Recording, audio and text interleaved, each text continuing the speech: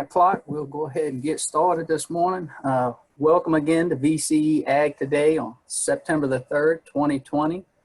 We're very pleased this morning to be joined by Dr. Kenneth Hellevang, Extension Engineer and Professor in the Department of Agricultural and Biological Systems Engineering at North Dakota State University. So thank you so much, Dr. Hellevang, for joining us this morning. I think we've got an excellent presentation on tap. Really excited to have you joining us.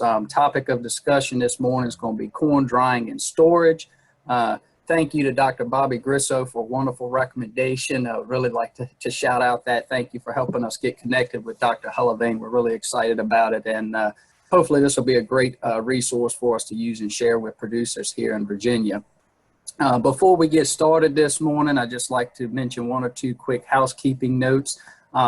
If you would please remain muted throughout the presentation to avoid any background noise or conflict, that we'd greatly appreciate that.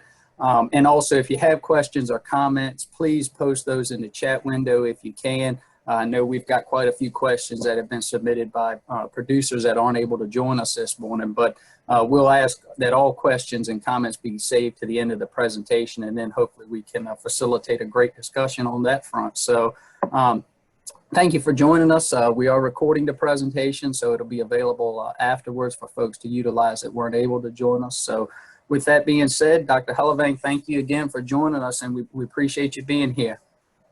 Well, you're welcome. I always appreciate an opportunity to share some information on grain drying and storage. It seems like frequently that's a topic that gets overlooked. And so we're going to run through some slides very quickly, touch on a number of topics, but hopefully we'll leave plenty of time at the end for that question and answer session. So the focus today is going to be on corn, but that doesn't mean that we have to stay with that topic, that when we get to the Q&A, we'll go into whatever type of commodity that we want to talk about. I always start with at least a comment related to grain safety. There are some hazards working around grain. Sometimes people just need to be gently reminded that there are those hazards, and take appropriate safety procedures so that we don't end up being hurt while we're working with the grain. In the top left corner is a picture of a bin that's actually in failure. That is pretty dramatic, but certainly can happen anytime that we get unloading from the side of the bin, or if we end up with crusting that transfers some of the load over to the side and then we start unloading. So we do have to be concerned about structural integrity. Of course, the big one is being caught in the grain or entrapped, either with a crust that forms and then you fall into a void space underneath, or more frequently, guys are in there trying to move chunks of grain so that it keeps unloading. And unfortunately, I was just on a call yesterday with a rescue crew, and they said it's rare that somebody comes out of that alive. So it's important for us to stay out of the bin when we're unloading the grain. Another one that I think sometimes gets overlooked is particularly if we end up with any spoilage, that mold spore is a respiratory hazard. And so make sure that we're wearing respiratory protection as we're working around our grain. Most of the storage problems with grain end up focusing either around mold growth or spoilage and insect infestations. And this slide just goes through and indicates some of the parameters that have an impact on both mold growth and insect activity. And I've highlighted the temperature in red because I think not only do we need to be concerned about the moisture content of the grain, but we need to be controlling the temperature as well. Anything that's going into long-term storage, we really need to be thinking about a grain protectant. So we want to start out with a clean structure, particularly if we've had any insect infestation problems in the past. Most of those insects will find a spot to, what I say, sit around the bin or bin site, just waiting for new fresh grain to come in. And so it's critical that we think of all the different components of that bin structure, be cleaning that as much as we can, applying a bin insecticide if we choose, and particularly the underfloor area is an area that is hard to clean out. From a practical standpoint, we probably can't clean under there on a routine annual basis. So if we have had an insect infestation, it's important that we maybe think of fumigating that empty bin to kill off all the insects before they would come in. I'm going to spend a little bit of time on this slide because frequently I get asked about what moisture content does the grain need to be at in order to safely store. And I go back to the fundamentals of what's required to prevent mold growth. And so in the upper left corner, I've got a cube of air. We say that air is at 70 degrees and 60% relative humidity. If we had hard red spring wheat in that environment for a long enough period, it would come to equilibrium at about 13.3% moisture. That's important for us because typically most of our molds will start growing once we have environments among the grain kernels exceeding about 70%. So as I come up with a long-term recommended moisture content, I tend to say on the safe side of that 70%, I go with 60. Some will go a little bit higher than that, but I think 60% relative humidity in that storage, it should be the goal. So as we start looking at the equilibrium moisture content of some of the different types of grain that we work with, that gives us an indication of what kind of moisture content we should be thinking about for warm season storage. Today we're going to be talking about corn. So if we look at the equilibrium moisture content of corn at 70 degrees and 60% relative humidity, we're at roughly 12.8. So I think long term, we really need to be thinking of 13% moisture. The market moisture might be at 15.5% moisture, but that does not mean that we can safely store in the warmer temperatures at that moisture content. That 15.5 was established when a lot of our corn was harvested under cool conditions, went into storage, and probably went to market still during the winter months. And so a lot of the grain was in a very cool environment. Today, we'll typically talk about maybe 14% moisture is the recommended moisture content. But if we're going into long-term summer type storage, I really think we need to be on the dry side of that 14, somewhere closer to 13. Soybeans, same thing there. We're looking at 10.2 roughly, and so the long-term moisture would be 11%. Again, 13% is kind of the market moisture. We probably can get by storing soybeans somewhere between 11 and 12, but if we're going to be looking at long-term storage, probably need to be down closer to that 11%. So since moisture content is so important, it's critical that we be accurately measuring that moisture content. Most of the moisture meters are not only affected by the moisture content, but also by temperature.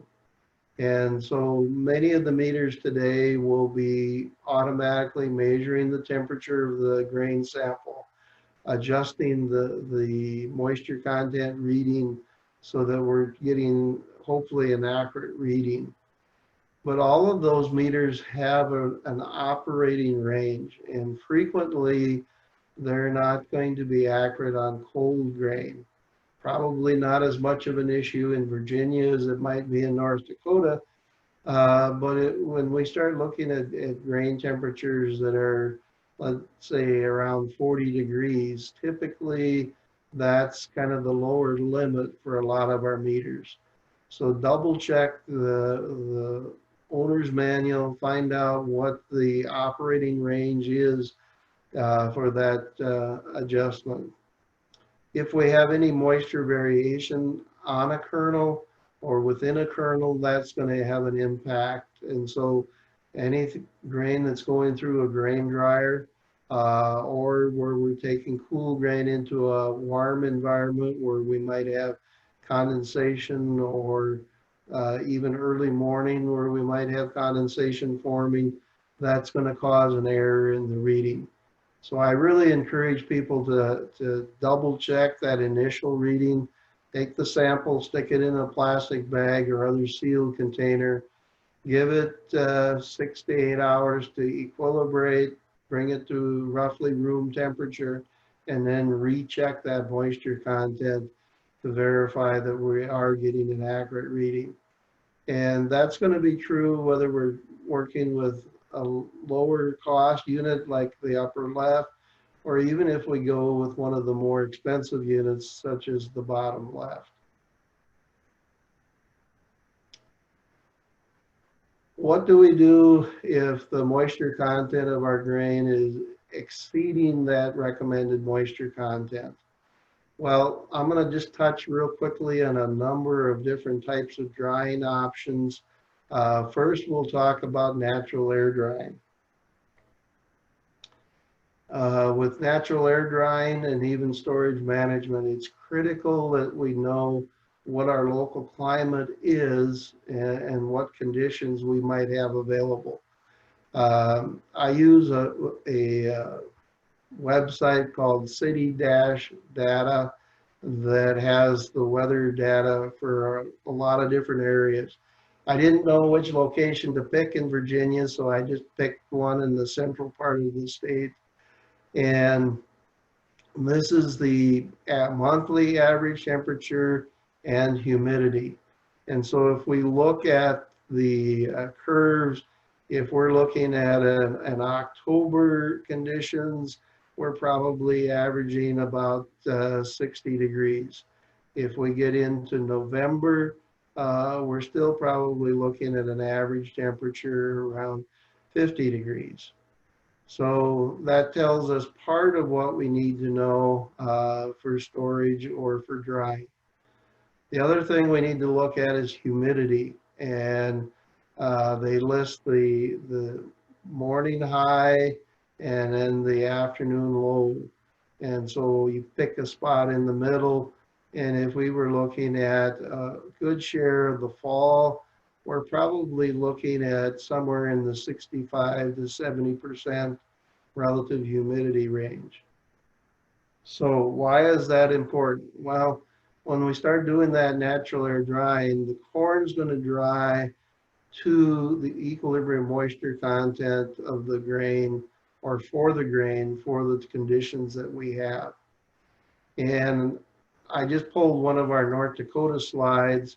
If we look here at conditions for October with 3 degrees of heat coming from the fan, we're probably looking at about an average of 50 degrees, relative humidity right around that 16%.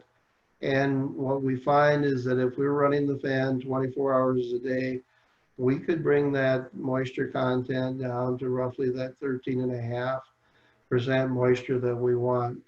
So as I look at Virginia conditions, a lot of times I think you're going to be pretty close to that scenario. So if we're looking at moisture contents, and I don't recommend over About 21 is the maximum moisture that we handle with natural air. But if you had adequate airflow, that really should be an option available to you in Virginia.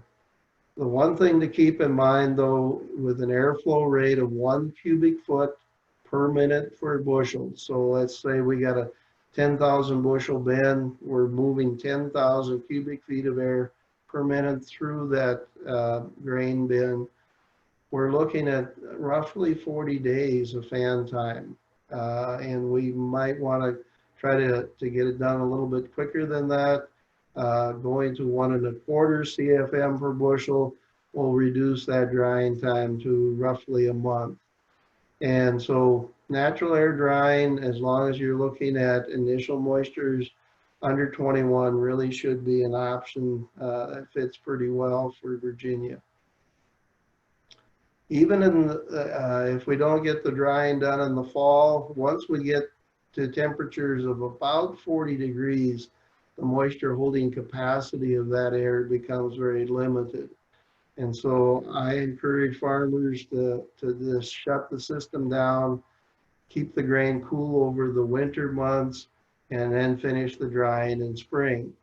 And if you look at, again, May conditions probably are going to hit pretty close to what Virginia has, 56 degrees, 60% relative humidity.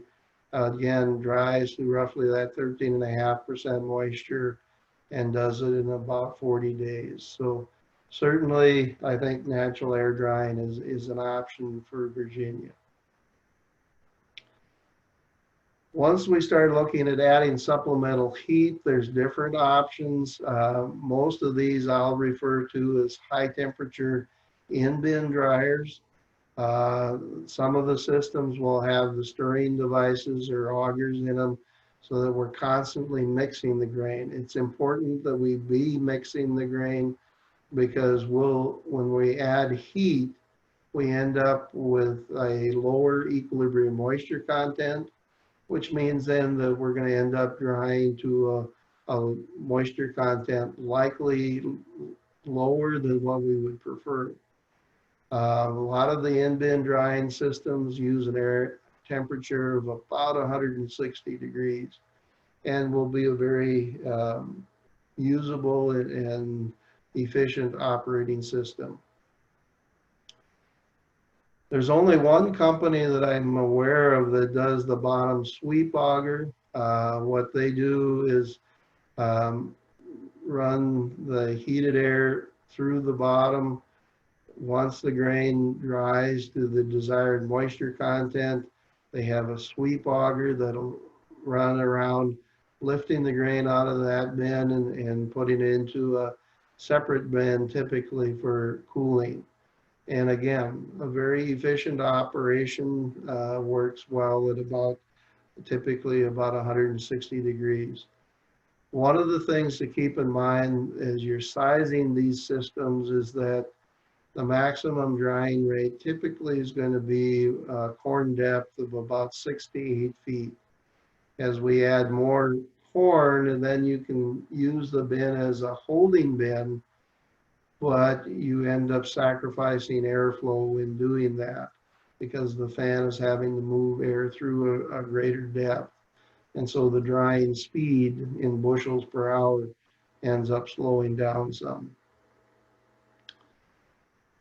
Typically though, when people are thinking of high temperature dryers, they're probably thinking of a column dryer, something that's similar to what's shown on the left side of the slide.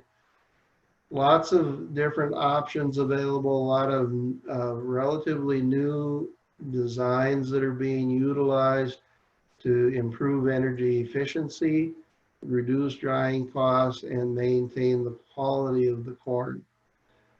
Some of them, as I indicate on the left side there, are using stage temperatures. On the wet grain, they might be using temperatures 220 to 240 degrees.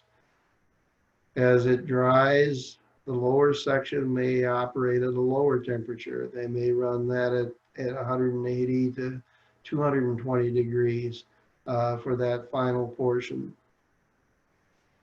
Many of the dryers today are mixing the grain, because even though we're only talking a column width that might be 15 inches across, we're still going to end up with a moisture and temperature variation across that drying column.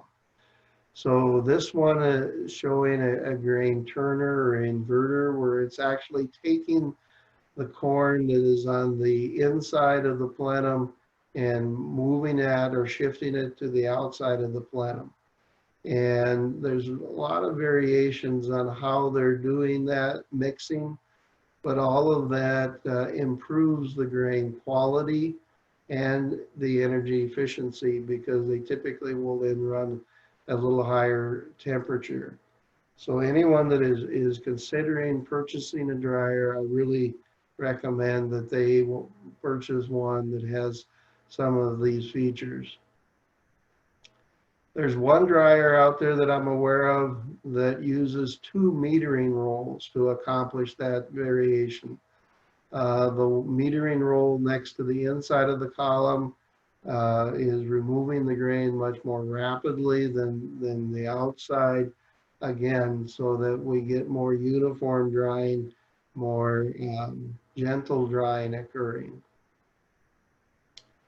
Another feature that I really encourage people to look at is what is called vacuum cooling, or some type of heat reclaim on the cooling portion of the dryer.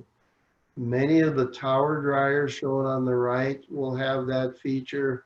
Many of the horizontal dryers are incorporating some type of that option available.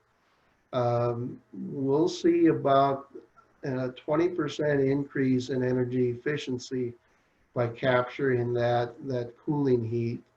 And so rather than pushing the air out through the cooling section, as we've done for years, probably the majority of the systems today are using some type of suction system, so that the air goes from the outside through the corn into the central plenum area, then gets heated and moved up into the drying portion of the dryer, and greatly improves both the quality of the corn, because we don't have hot kernels all of a sudden being hit with cold air. The last type of dryer that I'm going to refer to is called the mixed flow dryer. Some refer to it as a rack style dryer. And this typically will be a very energy efficient dryer. It maintains the quality because the corn is constantly flowing down and alternating between being exposed directly to the heat and being away from the heat. Typically this dryer will use a little lower airflow rate. Most of the plenum type column dryers are probably running 70 to 90 CFM per bushel of holding capacity. Most of the mixed flow dryers are down in the about 45 cubic foot of air per minute per bushel of holding capacity, which improves the energy efficiency. Frequently get asked though, which one is the best? And as long as a dryer is incorporating these features, we don't see a lot of difference either in the corn quality or in the energy consumption. So we're seeing a lot more of the mixed flow dryers being used, but we're also pretty similar in energy consumption between this style of dryer versus a plenum dryer with heat reclaim and those new features. Now I'm going to shift gears and talk a little bit about storage. This is a visual I put together for North Dakota, or the northern states. The blue line is our average monthly temperature. And unfortunately or fortunately for us, our low ends up being in January, and we're sitting about 7 degrees above zero. If I looked at the Virginia temperatures, you're probably going to be hitting somewhere between 30 and 40 degrees as your average low. So one of the things that I encourage the northern folks to do is to aerate the grain, bring the temperature down to just below freezing in that 20 to 30 degree temperature range, because we can actually kill many insects if we hold it there over winter at that temperature. Without that option, there's still going to be benefits, so excuse me, for cooling the grain. As you can see on here, optimum temperatures for insects and spoilage is in that 70 to roughly 90 degree, I call it window. We get below 70 degrees in the 50 to 70 degree band, insect reproduction is reduced. So there's even considerable benefit to cooling the grain and just getting it down to that temperature range.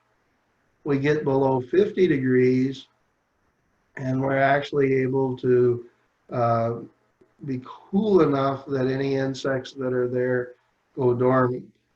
And so we're not killing the insects, but they're not doing any damage. And so I really encourage people to quickly cool the grain as much as they can, get it down into that 30 to 50 degree temperature range, and just that should be the long-term goal. In the northern states, we bring the temperature back up in the spring, typically to 35 to 40, because we're aerating the grain to remove some of the solar heat gain that occurs during the spring. For Virginia, I think the goal should be always to try to stay in that 30, 40 to 50 degree temperature range by operating the system. And that may mean running the fans just at night. This is a visual that's been around for ages, but it really, I think, emphasizes how critical and important controlling that grain temperature is. 80 degrees is right at the peak for both insects and mold. And just by bringing the temperature down below 60 towards that 50 degrees makes a world of difference in the success of our storage. Again, for those that like numbers rather than those temperature bands, the research has been done over the years looking at that insect activity, what the impact is of holding the grain at different temperatures.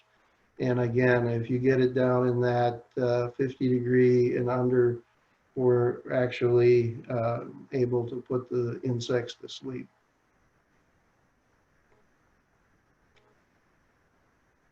There's been research done looking at how long we can store the grain. And some of that research has been done looking at the rate of respiration. And I really say it comes down to looking at wheat, corn, etc., all of the cereal grains. There's slight differences, but they're pretty close together. So early on in my career, I took all the research that had been done, averaged it together, and created this table. And it shows how important temperature and moisture content are to maintaining storage quality. And the one that I emphasize again is how important temperature is. If we happen to have let's just pick 17% moisture corn. We go down to 17 along the left side there. We come across, if we're at 70 degrees, it says we have about 45 days of allowable storage time. We need to get it dry. We need to do something in less than 45 days, or we'll have quality deterioration. But just changing the temperature from 70 to 60 takes us from 45 days up to 75 days. So frequently I'll get questions about, well, doesn't natural air drying work better at warm temperatures? It wouldn't warm temperatures be a benefit to us? Well, yes and no. It does increase the moisture holding capacity of the air, but it also greatly speeds up the respiration and spoilage that is occurring. And so I typically discourage trying to do natural air drying when we're looking at temperatures exceeding an average of 60 degrees, and even maybe 50 degrees is preferable. But it is a tool that I use a lot where guys end up with, let's say, corn that is at 20% moisture for some reason, and we're sitting at 60 degrees. What's my allowable storage time? Well, it shows us very quickly that we need to do something in a short period of time, or we're going to have spoiled grain. Some things that will affect that number or the storability is anytime we have cracked kernels, broken, immature grain, anything that's affecting the integrity of that kernel generally is going to cut the storage life considerably. Test weight is a good indicator of storability because it is an indication typically of whether we've reached maturity or not, whether we have the quality in that kernel to store it. And there are variations by variety. And so whether you're using those tables that I just showed you to try to predict how long that we have to store grain, we got to remember we're working with a biological product. Each year is different, and that's going to affect the storage of that grain. I debated whether to leave this in or take it out. Hopefully most people are familiar with moisture migration. If we were to harvest the corn, stick it in the bin at 60 degrees, and then outside temperatures cool from 60 down to 40, the outside walls then are going to be cooler, the grain next to those walls being cooler. That air settles to the bottom, displacing the air in the middle and pushes that up. It's labeled as warm moist air because let's just say we're sitting at 65% relative humidity in that air.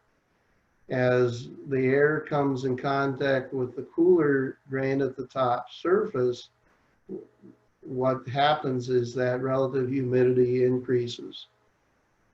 And eventually we'll frequently get to dew point. And so the moisture then is deposited in that top area. And so we can start out with a bin of all dry grain, but if we're not cooling that bin down, we'll end up with high moisture grain and crusting and spoilage up in the top surface.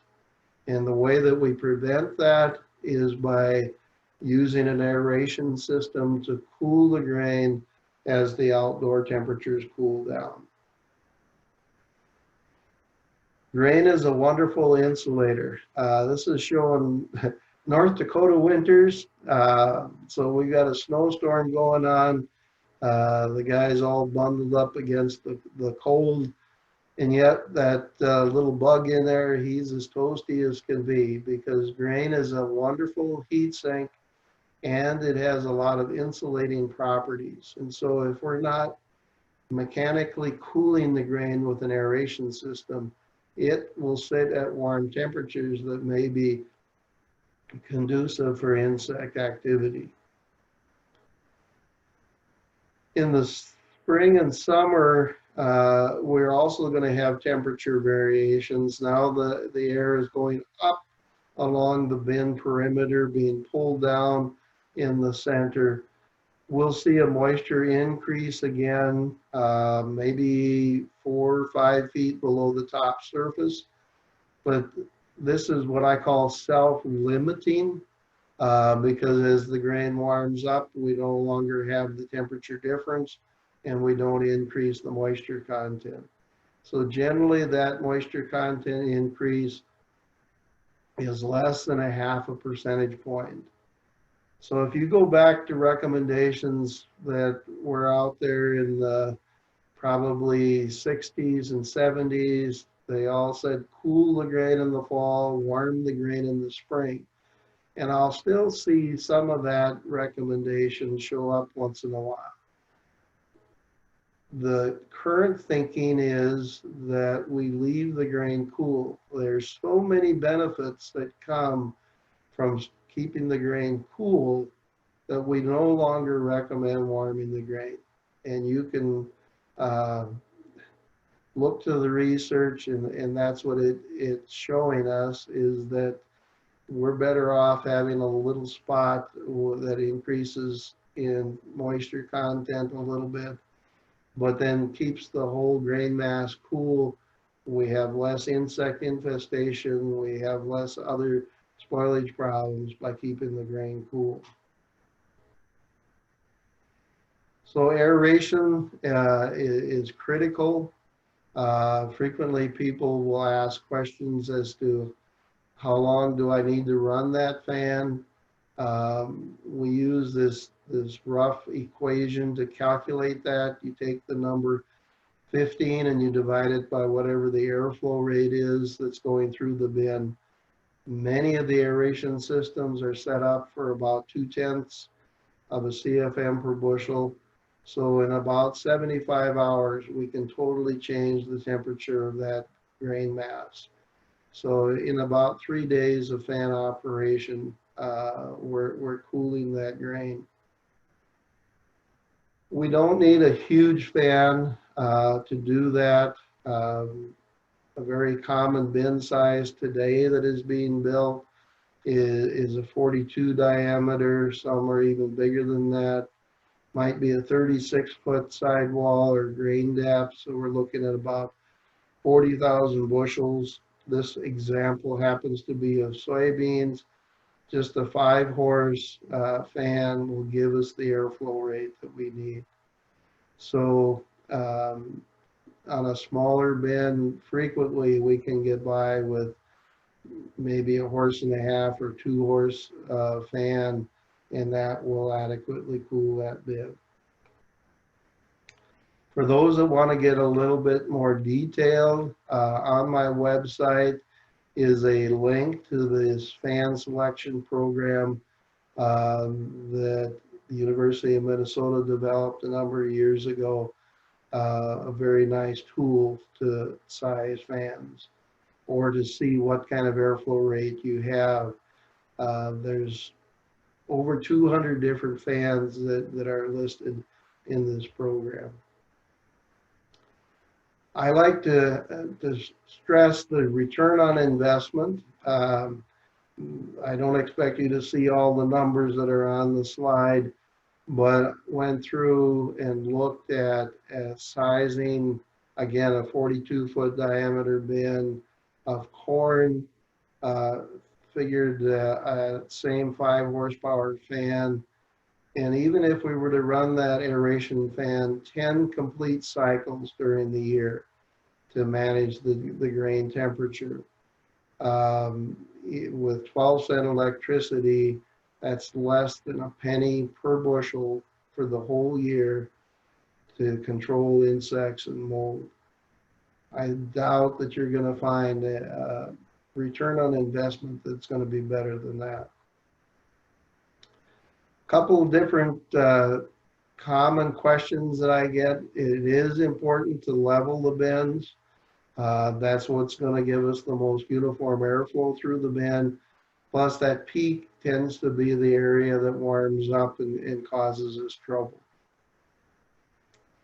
Certainly shut the fans off if it's foggy, raining, snow. We don't need the fans running continuous in order to accomplish our either drying with a natural air drying system or aeration to control the grain temperature. I strongly recommend covering the fans when we're not using them. It keeps snow and pests out, prevents the warm, moist air going in through that bin. It's surprising. If we leave the fan uncovered, you get the wind blowing into that and we're aerating the bin. And so I really and strongly recommend putting covers on the fans. When I talk about managing stored grain, I say that is to direct with a degree of skill. We need to understand the fundamentals of grain storage and then apply those. And so we're probably going to be monitoring temperature, moisture, insects, looking for any indication of spoilage. I really recommend every 2 weeks until the grain is cool for winter storage. And for us, of course, that ends up being temperatures down and below freezing. Guys don't like to climb the bins when it's really cold outside. And I'm okay with that once we get it cooled down. Maybe every 2 to 3 weeks is adequate. But once it starts warming again in the spring and summer, we're back to every 2 weeks. And managing, typically we're looking at temperature, looking for any moisture issues, and monitoring for insects. There are a number of tools that are available for us to use. There's temperature cables, and I'm a strong supporter of temperature cables. They can be just a manual read, or they can get very sophisticated. But the key point on this is what I've written across the bottom. Technology does not replace management. We still need to be checking that bin. We still need to be monitoring the condition of that grain, and then allowing the sensors and controllers to be our friend and help us in doing that job, but they don't replace us. And I think this is about the last slide, and I wanted to emphasize just a little bit that I'm a strong supporter of temperature cables, but we need to be realistic about what they're telling us. I've got a bin showing with 3 cables, and it looks like we're checking that whole bin. Well, I've got an X through that because, as I indicated earlier, grain is a good insulator. Just 2 feet of grain is more insulation value than what most of the well-insulated buildings have. And so we get more than a couple feet away from the cable, and we may not know what's taking place. So they're doing a wonderful job of spot checking in our bins. We're not going to know what's happening 20 feet below the grain surface without the cable, but it doesn't tell us the whole story either. So that brings me to the end. Like everybody else, I do have a website. The easiest way to find it is just do a search for NDSU grain drying and storage. There's some presentations up there, some literature, and you're welcome to it. So that brings me to the end, and I'd be happy to try to answer some questions. Thank you so much, Dr. Hellevang, for joining us. Excellent presentation. And I know we've got quite a few questions that have been submitted, and so we'll go ahead and get started on that. I guess just before we do that, if anybody has a question that's joining us on the line, I'll go ahead and ask if you could unmute yourself and ask those questions. I know I see Mike, he had a question there in the chat box. So Mike, do you want to go ahead and ask that? Sure, Robbie, thank you.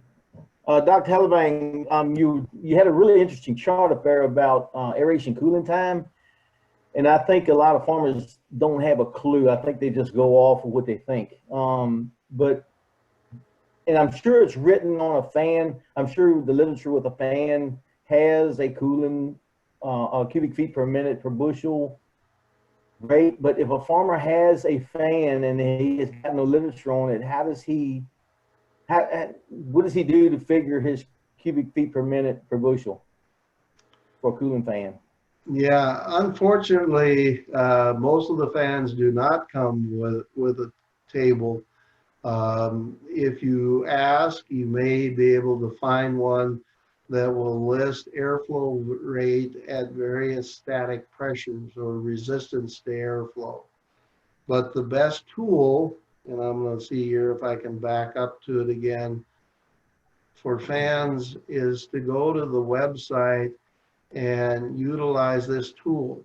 You put in what the type of grain is, what the bin diameter, grain depth is, and then you can actually go in and select a fan. And, you know, if your fan manufacturer doesn't have numbers listed, there's some variation between companies, but not a lot. If you're looking at a 5-horse axial or propeller type fan, whether you use a Sukup or a GSI or whoever, probably isn't going to make that much difference. But if you stick that fan on the bin by selecting it in that program, then it'll give you a table that shows for various depths what your expected airflow, total airflow is, and what the airflow rate would be. And that's generally what I use as I'm working with someone. The transfer from what the company has in their table to a bin really requires that kind of process. And so that's what I would recommend. Ken, a couple things I'd like to ask you, but the first one is that some portions of our state have been in real drought situations, so we're going to have pretty stubby corn and probably a lot of unfilled kernels and all the different things you have with droughty corn. Tell us a little bit about what you would think about as far as putting that in the bin, some things to watch for, how to take care of it, maybe even do an extra step of cleaning, some ideas there. Well, you've touched on I think several things that are important. With corn that has experienced drought, you're going to see kernel variation. As grain goes into any container, so as we're filling a bin or even into a truck, the grain will segregate or separate depending on the size and density. So we tend to get more of the smaller kernels in the center, more of the foreign material. If it's like weed seeds, will tend to go to the center. A lot of the large kernels or the trash stuff will go to the outside. So that creates some variations within the bin that we need to be aware of as we're storing. Certainly, depending on the amount of kernels that we're working with, I guess I'm a supporter of grain cleaning, but it sometimes gets to be a challenge as to, you know, are we separating out stalks and trash that easily can be separated, or are we trying to look at the size of kernels, and that becomes more difficult to segregate. Even on a normal year, we have moisture variations within a cob. When we have a drought year, you're going to see more of that moisture variation. So we have kernel size variation, we have moisture variation.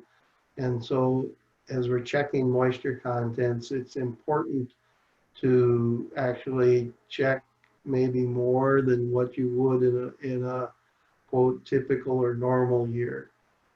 The other thing that comes to mind is that anytime that we have stressed kernels, we tend to have a shorter storage life.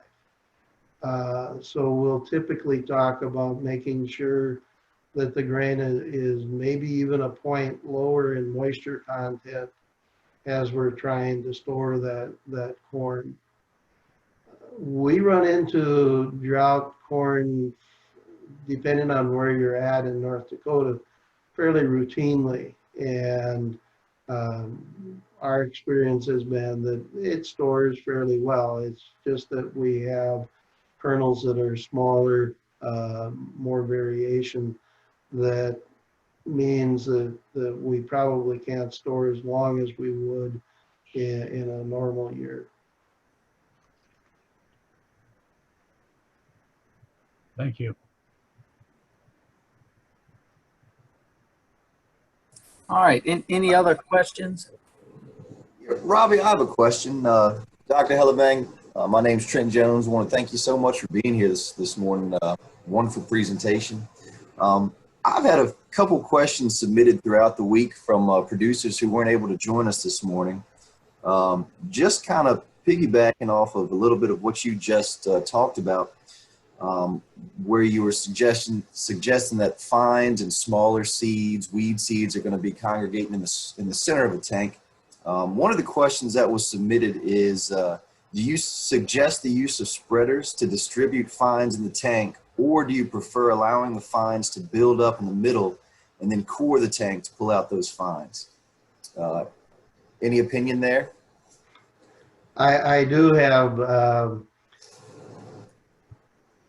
and I got to always be a little bit careful that I don't irritate all of the equipment manufacturers, but I state it this way, that I have not really heard of a distributor or spreader that does a very good job.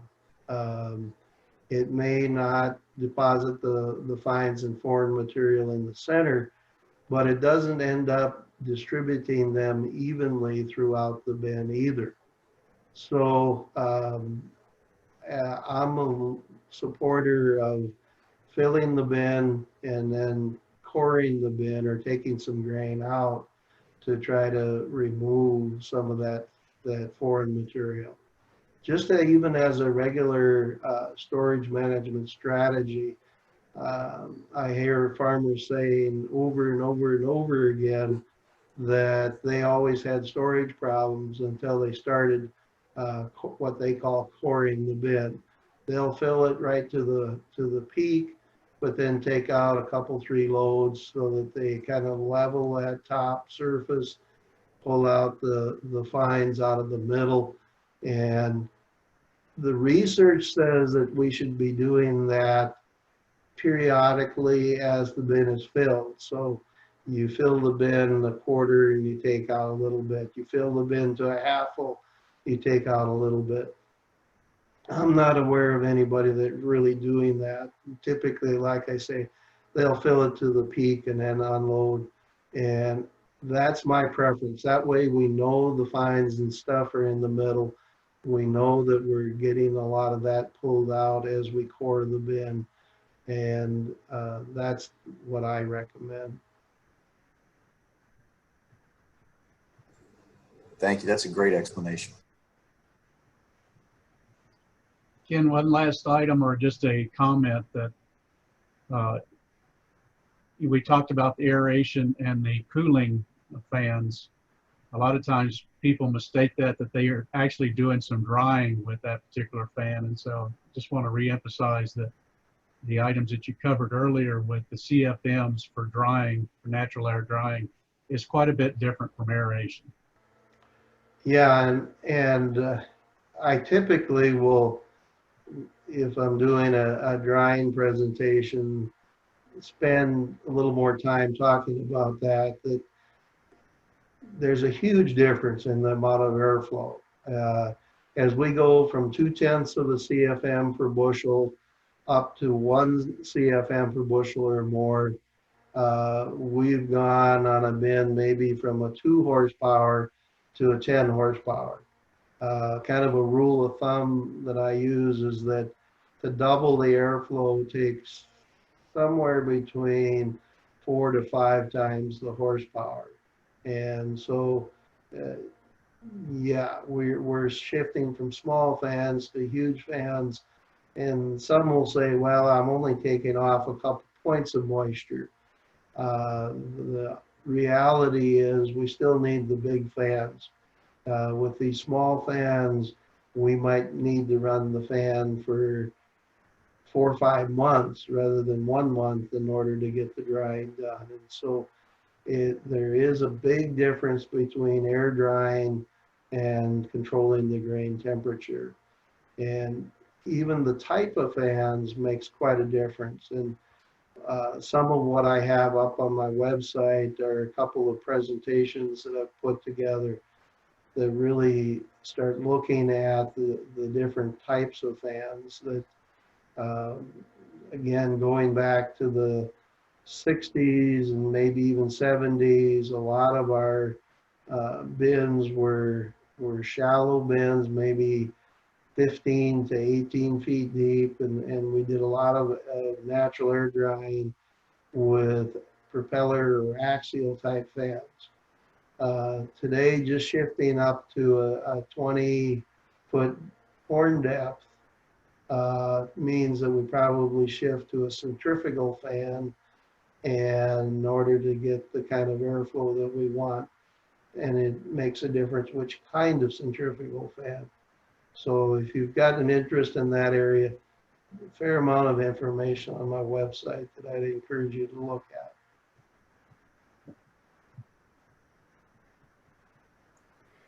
I've got a question. This is Stephanie Ramelchek.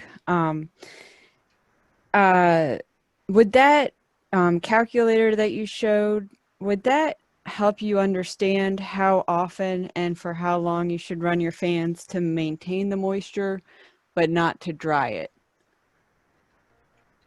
Yeah, if we're just controlling grain temperature, using that equation of 15, let's see here. Oh, other way. 15 divided by 15 divided by the airflow rate gives you an estimate of fan time. And generally about 72 to 75 hours is all that's required. I constantly have people that turn the fan on and just leave it run. And there's nothing wrong with that except that it's costing us a lot of money. And so that gives you a good indication of how frequently or how long to run the fan.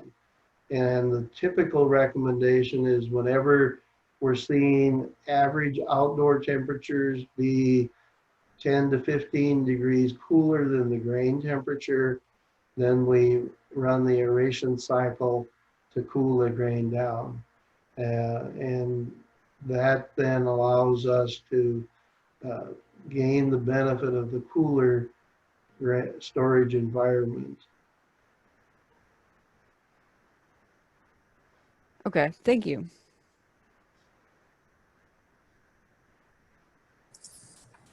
Dr. Hellevang, this is Robbie Longus again. Another question we had from a producer was asking about the concern if they were using particularly a vacuum type system about static electricity. Are there any concerns or certain materials that maybe create more or less static electricity? And their reason for concern was due to the fact that most of these storage and drying operations, do have some type of propane fuel source that's located close to that. Any comment on that? I guess I'm really not familiar of static electricity being a problem. But that said, I know it's been an issue that has been brought up at different times, and I think, you know, that most of the systems are set up with some metal pipe that's probably laying on the ground, and so we're in essence grounding the system while we're using it. But like I said, I'm not aware that it's a significant problem, but I don't have a lot of expertise with that either. All right, thank you. Any other questions or comments from the folks that are joining us this morning? Dr. Hellevang, I got a few more questions. I'm gonna try and take two of these that I've been sent and combine them into one. These relate more to grain prior to its arrival at a storage tank, but you may be able to provide some comments on it. You talked a little bit about grain cleaning. Are there any opportunities for grain cleaning prior to storage or drying in a tank? The questions are, have you found any value in perforated screen shields on clean grain elevator and the tailings elevator or under the combine augers for these two elevators? I have used perforated shields on both elevators. And I found they clog up too quickly and are essentially useless. And then what about some sort of cleaning or screen cleaning device on combine grain tank discharge auger? Is there anything out there that you have found that works on cleaning the grain somewhat before it gets to the granary? I guess I'll comment on a couple of things that were raised. The perforated tubing on an auger or conveyor has been around for many years. If you use them frequently, you'll get a little bit of foreign material that comes through that perforation, but it really isn't doing, in what I have seen at least, much of a job of actually cleaning the grain. And so typically in the conveying and typically in handling that grain, it's difficult to just put a perforated screen on there and expect it to do a very good job. Definitely support the concept of cleaning the grain. A lot of it will start at the combine and just making sure that the combine is set appropriately so that the combine can get rid of as much of the trash and foreign material as it can. And then the rotary cleaners certainly function well. The unfortunate thing is that conveying capacity is typically reduced in doing that. So I usually make the recommendation that do as good a job as you can at the combine and then evaluate the cleanliness of that grain as it arrives at the bin. The recommendation would be to run it through a cleaner. The reality is very few guys do. Most of the time it's just going to get conveyed into the bin, and the bin will be cored to remove some of those fines. So not a big supporter of the perforated tubing. Make sure the combine is set well to do its job, and then evaluate based on what you're seeing.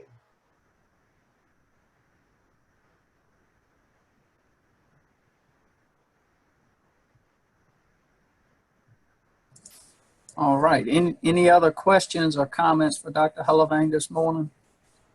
Robbie, I did put the fan selection item in the chat box so they could go and click on that and go to the fan selection. Thank you, Dr. Grisso, and we'll include some of these links and resources with the recording as well, so folks can have access to that, so they can access those materials via those links. I noticed we did have one individual in the chat box. Mr. Hunt, I don't know if you're still on the line. I noticed you had your hand raised. Do you have a question? Yes, Yeah, yes, sir. Go ahead. Thank you for joining us. yes, I've enjoyed this. A lot of good information. We have change gears a little bit. We have a question on soybeans. If you put beans in a bin, a fairly good sized bin, and they're down in that 11–12% moisture range, are there any concerns with storing those beans long term? And I'm talking several years, that would be a potential pitfall to that? No, as long as we're down in the moisture range that you're referring to, soybeans will store well. We're doing some research actually at North Dakota State University looking at soybeans, because there has been limited long-term storage recommendations. And as long as the grain is dry, as long as the soybeans are in that 11–12% moisture range, they should store fine. The one issue that we're a little concerned about with soybeans that we don't have with the cereal grains is that we're also storing oil, and wondering what happens as we look at the quality of the oil. What we're finding so far, and we've only done 1 year storage, but as long as the moisture content and temperature are controlled, the oil quality will stay there. But if you start storing at warmer temperatures, storing at a little higher moisture content, free fatty acids and some of the other issues with soybean oil can become impacted. So right now the market doesn't look at those parameters as we're dealing with soybeans, but just from a true quality standpoint, I think it is important for us to make sure that they're dry and cool if we're looking at long-term storage.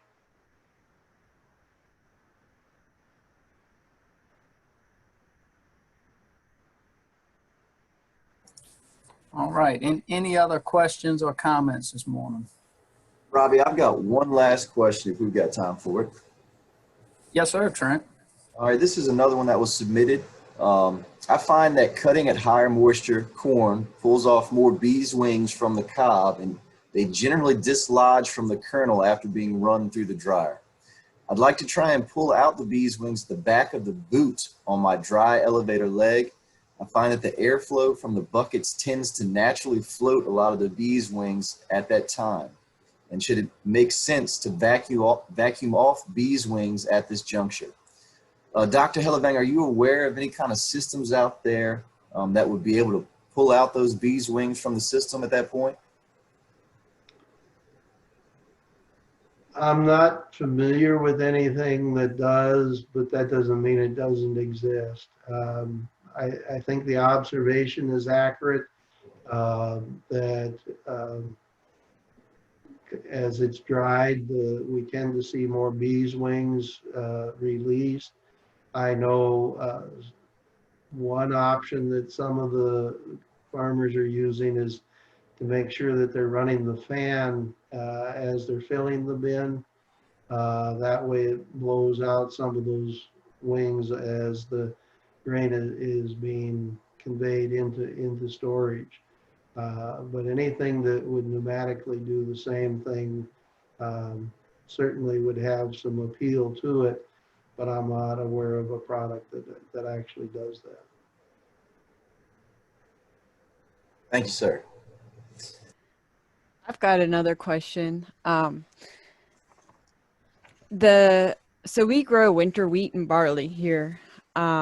And so when we're storing that is when the temperatures are increasing and not decreasing. And so do you have some recommendations for insect control in those types of conditions, and maybe any recommendations on insecticides for use in that type of system. Yeah, a number of comments come to mind. Well, first off, as we're going into a warmer storage period, it's critical that we be controlling the moisture content of the grain, making sure that it's dry enough to be stored during the warm climate. And so in general with wheat, we're typically talking 13% moisture kind of being the upper limit. From an insect standpoint, anything that we can do to keep that grain cool. And some of what I'm typically recommending is to be concerned about the amount of solar heat gain in the top of the bin. And so I'm really starting to encourage ventilating that headspace or top of the bin, either naturally like we would vent an attic, or preferably even putting a fan on to remove some of that heat, which then helps to minimize the amount of warming that's taking place in the top of the bin. Making sure that we're covering the fan so that the wind and the warm air isn't going through the bin. Doing whatever we can to keep that grain as cool as possible. And then the other thing is any grain that's going to be stored in warmer temperatures, in general, we recommend that a insecticide be applied, and there's a number of different products out there. And I'm an engineer, not an entomologist or an expert in that area, but I keep reminding people that there's a difference between a fumigant and the insecticides that we're using. The grain treatments are really done to try to repel insects. They don't kill the insects, but they repel the insects. So grain that would be stored into the warmer weather, I think putting in a grain treatment would be advisable, and I don't have a specific product that I recommend. I think there's, you need to make sure that you're using something that is approved for the end use of that product, but I think there's several good products available. Thank you.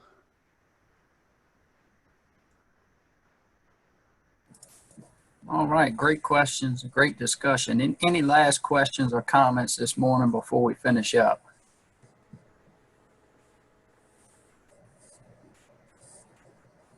All right, well, we really appreciate you joining us, Dr. Hellevang. Excellent presentation, and I know that we certainly have quite a few producers here in the eastern part of Virginia and throughout Virginia that do utilize grain storage, as well as some agribusiness granary facilities. So hopefully this will be a great resource for us here. We really appreciate you joining us and taking the time to present this and answer some of our questions this morning.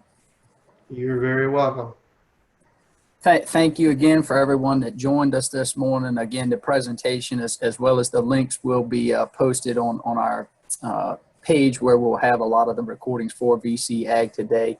If you need those recordings, please reach out to your local A&R agent, and they'll be glad to help you with that. Also, thanks to Dr. Grisso for helping us link up with Dr. Hellevang. Thank you so much for that. We really appreciate the guidance. Lastly, for those that are still on the line, if you have a few moments, we just asked for you to please follow the link to our evaluation and give us some comments or feedback. If there's topics of discussion that you'd like more information about, or something that you're noticing to have a concern on the farm with, we'd be glad to reach out and get some information on that. So please take a few moments to do that for us. And in the last couple of comments, next week, we hope to have Dr. Michael Flesner join us and provide a weed update, mostly focused on some of our herbicide resistance weeds, especially those like Palmer amaranth, and now being a good time to try to pull some of those rogue escape plants. So join us next week if that's a topic of interest to you. And then finally, we would just like to thank all the agents that make this effort possible. Mike Broadus in Caroline and King George County, Stephanie Romelchek in Westmoreland County, Laura Maxey May in Hanover County, and Trent Jones in Northumberland, Lancaster County, and myself, Robbie Longest. So thank you all for all of your help. The effort wouldn't be possible without it. Thanks again for joining us, Dr. Hellevang. We really appreciate it. Glad we had the opportunity to share with you and hear these great remarks this morning. So thank you all. Please be safe and hope everyone has a great harvest season.